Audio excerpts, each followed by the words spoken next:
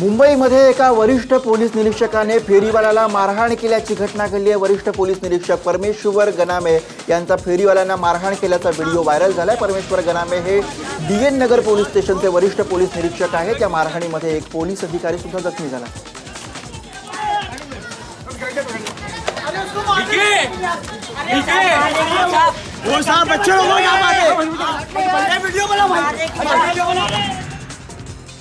Hawkers पूर्ण रस्ता जाम करताना लोकांना जाण्याने पण कठीण असल्यामुळे वारंवार तक्रार येतात। त्याप्रमाणे BMCच्या 2 गाड्या, अधिकारी, त्यांचा कर्मचारी, स्टाफ हे सर्व हजर झाल्यानंतर आम्ही कारवाईला सुरुवात केली। एका अधिकाऱ्यावरती तिथे 4 जणांनी हल्ला केला। तुम ये कारवाई कर रहे हो, गलत कर रहे, हमारे पेट पर तुम लात मार रहे म्हणून त्याला खाली पाडून त्याला मारहाण केली।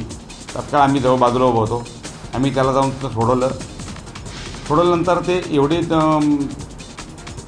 बेफाम झाले ते की ते त्यांनी म्हणजे माझ्याशी पण धक्काबुक्की केली। जम्मू काश्मीरमध्ये लोकसभा निवडणुकीदरम्यान दहशतवादी हल्ले होण्याची शक्यता आहे। गुप्तचर यंत्रणांनी हा इशारा दिलाय। या पार्श्वभूमीवरती अलर्ट जारी करण्यात आला आहे। पाकिस्तानी दहशतवादी संघटना हे हल्ले करतील असंही सांगण्यात येत आहे।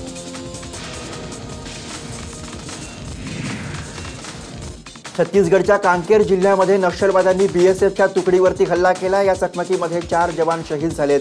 शहीद झालेल्यांमध्ये सहाय्यक पोलीस उपनिरीक्षक आणि 3 कॉन्स्टेबलचा देखील समावेश आहे।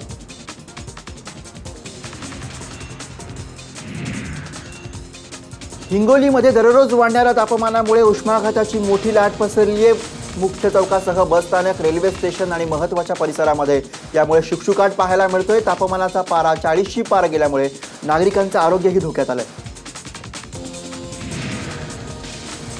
बीडच्या अंबेजोगाई, परळी, केज आणि शिरूर या तालुक्यांमध्ये गारपिटीसह मुसळधार पाऊस झाला। यामुळे अवकाळी पाऊस आणि उन्हामुळे हैराण झालेल्या नागरिकांना दिलासा मिळालाय। मात्र माजलगाव, परळी आणि गेवराई तालुक्यातील फळबागांना पावसाचा मोठा फटका बसला।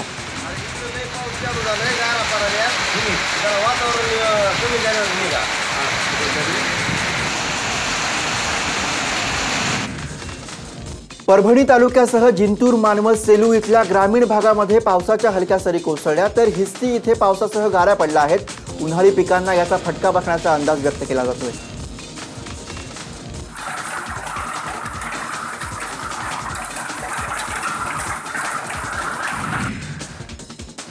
तर जालन्याच्या घनसावंगी तालुक्यामध्ये वीज अंगावर पडून एक महिला आणि 2 शेळ्यांचा जागीच मृत्यू झालाय।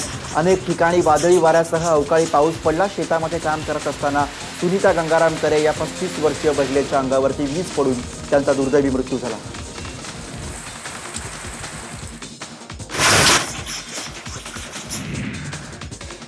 मुंबईतील पुलांचं ऑडिट IIT आणि VJTI कडे सोपवण्यात आले। CSMT पूल दुर्घटनेनंतर कोर्टाने पालिकेची चांगलीच कानउघडणी केली होती, त्यामुळे तातडीने पालिकेकडून हा निर्णय घेण्यात आला।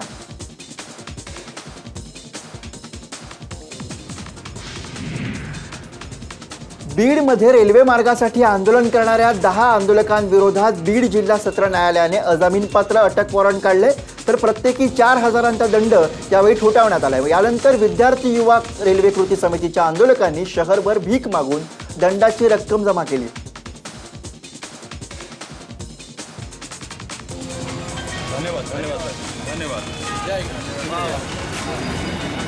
धन्यवाद।